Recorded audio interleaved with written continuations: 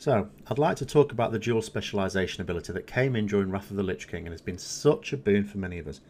But now I'm thinking perhaps it's a bit archaic with the current system of talents established. Just to give some background for those who perhaps don't remember its introduction, I'll tell you what life was like for me before it. Pre-TBC, as a paladin, not a major issue.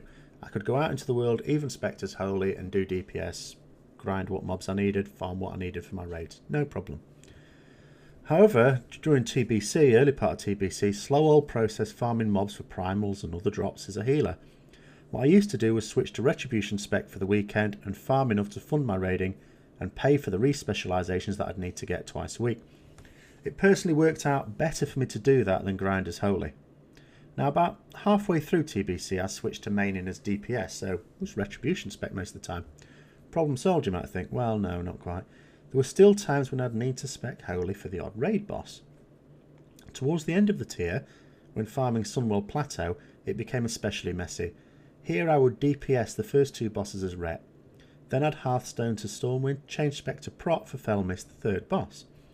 After that I'd get a portal, yes a portal, couldn't Hearthstone, long old cooldown on Hearthstone then, back to Stormwind, go back to the trainer to spec Ret again for Twin Eredar. After Twin Eredar, it was back again through the old portal to spec Prot for Muru. And then back again to spec Ret for Kil'jaeden.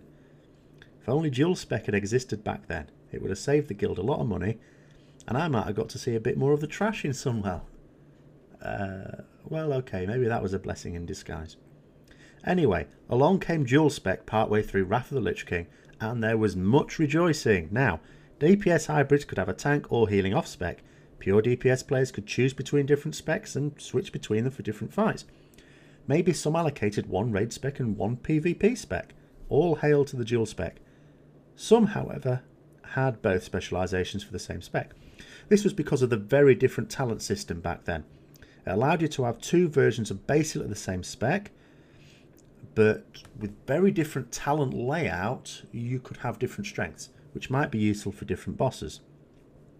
Now, with the modern talent system firmly established, with changes made quickly and easily between fights without ever having to go back to the trainer, I find myself asking, why do we even need trainers anymore?